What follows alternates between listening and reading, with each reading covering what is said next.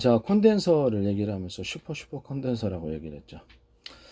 서로 두께가 틀린 금속판을 이렇게 결합을 시켜놓은 거기서 제 평균 이론을 따라 서로 교류하는 것이, 전기를 넣었을 때 전기를 충전시키거나 방전시키거나 파동의 형태로 서로 교류가 빨라지는 거죠.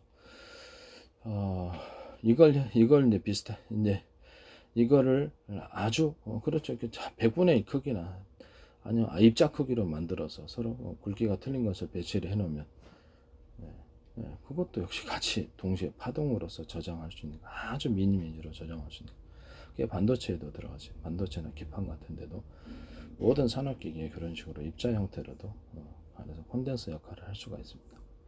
이해가 가시죠? 그런 식으로 제작하셔도 제 구조를 침해하는 것이 되신다라는 것을 말씀드립니다. 그것이 원형이든 네모나든 세모나든 그런 거 중요한 것이 아닙니다.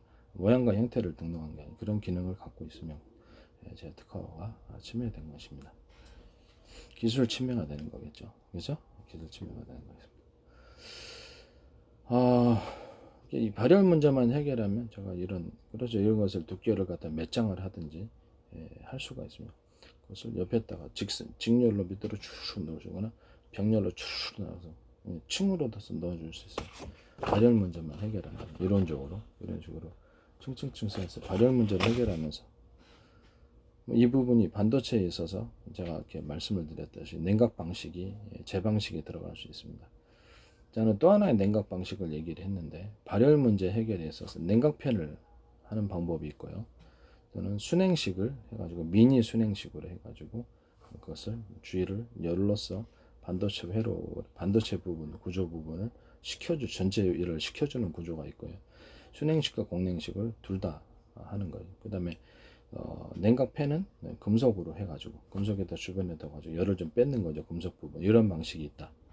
또 하나의 방식은 아주 미니, 뭐 컴퓨터가 됐든 어떤 뭐 이렇게 드론이 됐든 우주 비행체가 됐든, 그렇죠. 아예 그냥 냉장고 방식으로 냉동고를 만들어 버리는 거예요. 미니 냉동고를 만들어서 그 찬바람을 냉동 하나 둘셋넷 100개도 상관없어요. 그 원하는 크기만큼 이렇게 개수만큼 만들어서 찬바람을 한꺼번에 유입을 시켜주면, 그렇죠. 반도체를 갖다 층층이 쌓여 올려도 전혀 발열 문제를 완벽하게 해결할 수 있는 것입니다. 열을 뺐으니까요. 냉동고 안에서 지금 발열을 이렇게 받자죠. 그죠? 너무 뜨거우면 그것도 곤란하지만 어느 정도까지는 완벽하게 해결하는 그렇죠. 발열을 해결하는 방식이 안수고, 이것도 전 세계 특허가 되겠다. 이런 것을 말씀을 드립니다. 비행체 썼든지 컴퓨터에 썼든지 어떤 식으로든 간에 다 가능한 부분입니다. 아주 미니로 냉동을 만들면 됩니다. 아시겠죠? 아니면 뭐 주변에 보면은 이런 부분도 있어요. 싼 버전이 되겠죠. 우리가 보면 광고에 보면은 차가운 냉각 물질을 넣어가지고 차갑게 해가지고 차가운 냉매트 팔잖아요. 그렇지. 냉매트를 갖다 거기다 배치해서 싼 버전으로 해가지고 공기를 어느 정도 하거나, 냉매트 플러스 금속재를 같이 결합을 시켜가지고 주변의 공기의 열을 뺏는 거죠. 이러면 원래는 물을 이렇게 증발하면서 뺏는 건데, 차가운 물질, 금속재, 냉각 매트, 이렇게 차가운 쿨 매트 있잖아요. 시중에 파는 그런 것들 중 가장 차가운 것을 골라서 놓으면 주변 공기에 싸게 발열 문제를 해결할 수 있는, 좀 규모가 적은 경우에 이게 가능하겠습니다. 이런 방식도 있을 수 있다는 것을 말씀드립니다.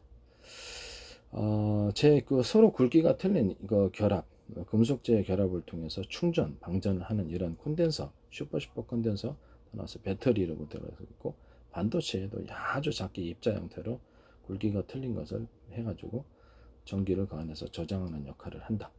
저는 그런 구조가 쭉 있다. 직렬이나 백렬로. 그러면 전기를 충분히 저장을 받아서 구동이 가능하겠습니까? 가능하죠. 여기 A사레다에도 들어갈 수 있는 방식입니다. 체커 콘덴서가 이렇게 사방대 조그맣게 또는 아주 미니로도 들어갈 수 있습니다.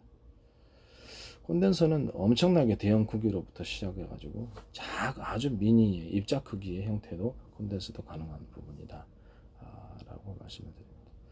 그 다음에 2차 여기 자동차 배터리 같은 경우에 흑연 소재도 역시 두께가 틀린 인공 흑연이 돼야 되겠죠.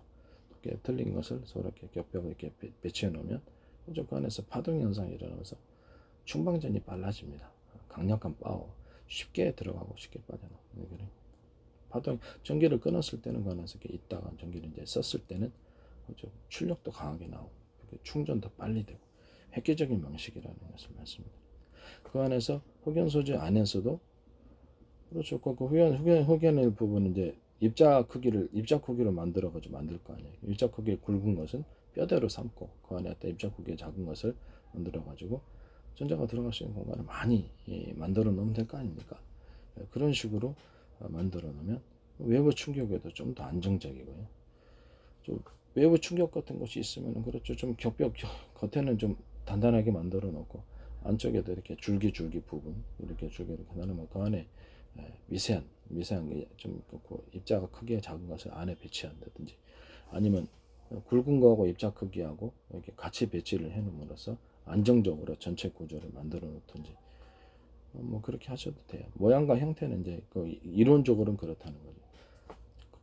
겉에 부분과 안에 내용 부분이 심지 부분 이런 부분들이 튼튼하게 들어가고 그 안에서 미니로 수없이 흑연의 입자가 적은 것이 들어간다. 이런 구조가 되겠습니다. 그러면 들어갈 때가 많겠죠.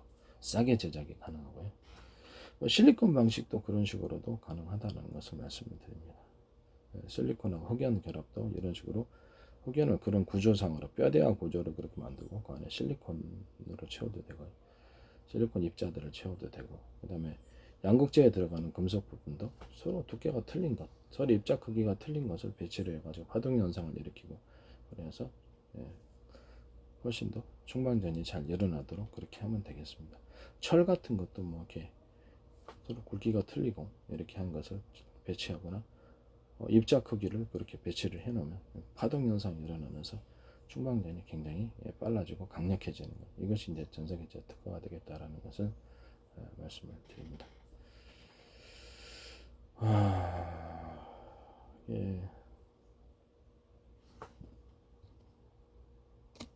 그리고 거기서 이제 유선과 무선으로 이렇게 연결을 해가지고 유무선 어느 것을 선택해서 만들었습니다. 입자 크기를 만들었을 때 팀별로 구역별로 만들어서 거기서 그렇죠. 이게 전기를 뽑아 쓰거나 뭐 금속 콘덴서 역할을 하는 서로 두께가 틀린 금속이다. 그러면 그거를 서로 그렇죠. 이게 거기서 이렇게 구역별로 나눠서 전기를 갖다 유선으로 그냥 연결해도 되고 뭐 구리선 형태로 이렇게 뭐 반도체 회로식으로도 해도 되고요. 아니면 뭐 전기적 단락만 하면 되니까 중간에 스위치만 하나 넣으면 되지 않겠습니까? 그런 식으로 유선 처리해도 되고 무선으로 서로 전력을 송수신해도 되고 뭐 그렇게 되겠습니다. 이해가 가시죠? 예, 그런 방식도 둘 다 이제 있을 수 있다라는 것을 말씀을 드립니다. 그리고 더 나아가서 기술이 이제 전력이 이제 생산이 됐잖아요. 그러면 전력을 안테나를 통해서 증폭, 그 파동 현상으로 그 증폭을 시켜줄 수 있습니까? 없습니까? 무선 형태로 만약에 제품 안에서나 또는 제품과 다른 제품, 다른 기기와 다른 기기의 이종 간의 기기에 하려면 파동으로 전파를 만들어서 할 수 있죠. 그래서 안테나를 통해서 많이 배치해서 그 하나의 레이더 소자, 개별 레이더 소자나 방식이 되겠죠. 작은에 하나의 피레침보다는 미니라도 이렇게 100개, 1000개, 2000개의 피레침이 낫다고. 그런 것을 묶어서 쏴도 팀별로 묶어서 쏴도 되니까 이게 더 효용도가 높다. 영상 촬영할 때도 이 방식이 들어가는 거예요. 그리고 밑에 서브로 다시 피레침 밑에 피레침 20개, 30개, 100개 뭐 이렇게 다시 이렇게 그렇죠. 증폭하는 구조가 되겠죠. 이렇게 서브로 밑에 피레침 밑에 피레침 밑에 피레침 그 단계별로 서브로 안테나 밑에 안테나 밑에 이런 식으로 해서 증폭하는 거죠. 이장님이 하나의 확성기로 이렇게 하나의 마이크로 했을 때 그것이 10개 확성기를 통해서 이렇게 증폭이 되고 2단계로 100개, 1000개 확성기로 이렇게 증폭이 되는 구조가 되겠습니다. 아나운서가 마이크로 방송국에서 했습니다만 전국에 다 송출이 되죠. 그것은 증폭 구조를 가졌기 때문입니다. 아시겠죠? 이 방식을 이렇게 A사 레이더나 다른 방식에도 선택할 수 있다는 것을 말씀드립니다. 전력을 송수신할 때도 제 방식 수천 개의 피레침 구조를 번개를 흡수한다 그러면 수천 개의 피레침 구조를 만들고 그 밑에 서브로 200, 몇백 개씩 안테나 하나당 또 다시 또 서브로 엄청난 전력도 순식간에 흡수할 수 있습니다. 이런 구조를 선택하셨을 때 재구조가 되겠다라는 것을 말씀드립니다. A사 레이더처럼 A사 레이더 예를 들어 개별 소자가 있다 그러면 통로를 신호가 들어오는 통로를 나사식 서로 간격이 틀린 회전 구조를 통로 구조를 거친다 그러면 그것도 중폭이 되겠습니다. 이 방식을 어디에서 선택, 뭐 TV 고화질 TV에서 선택을 하시든 A사 레이더뿐만 아니라 다른 어떤 방식으로든 이것이 선택을 하신다면 그것도 역시 재구조가 되겠다라는 것을 기술을 침해하시는 부분이 되겠다라는 것을 말씀드립니다.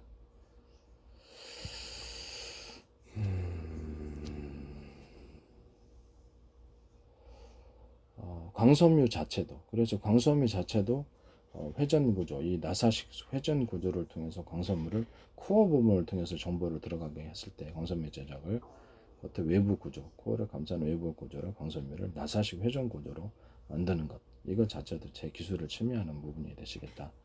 또는 그 안에서 매듭 구조를 넣어주는 것 대남 매듭 구조처럼 해서 겉에 함포 같은데 제가 쓰는 방식이라 그랬죠. 나사식 회전 구조는 그걸 통해서 서로 간격이 틀린 회전 구조를 안에 넣어주면 함포 엄청 멀리 간다고.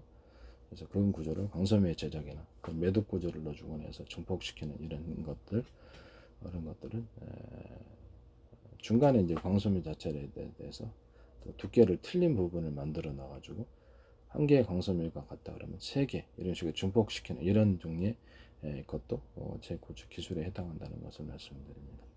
뭐 두께가 틀린 광섬유 됐든지 한 개짜리가 세 개짜리로 바뀐다든지 뭐 이런 식으로 들어가는 것 이런 것 자체가 다 제 기술을 침해하는 부분이 되겠다는 말씀드립니다. 서로 다른 굵기의 광섬유를 같이 묶어서 배치는 것도 제 평균 이론에 따라서 서로 교류를 하게 되고 좀 차이가 심할수록 좀 폭이 그렇죠. 전파 여기 폭이 깊어진 폭이도 훨씬 더 파형이 거칠어지거나 이렇게 되겠죠. 서로 굵기가 비슷할수록 그건 안정적인 파형이 되는 거고 두께를 따라서 그렇죠. 그 구리선이나 광섬유의 두께를 따라서 이 파형의 세기도 틀려지는 것입니다. 이해가 가시죠? 파형의 세기 힘이겠죠. 파형의 세기 힘 이런 부분들이 전력이다 그러면 전력 세기가 틀려지는 거겠죠. 그렇게 생각하시면 되겠습니다.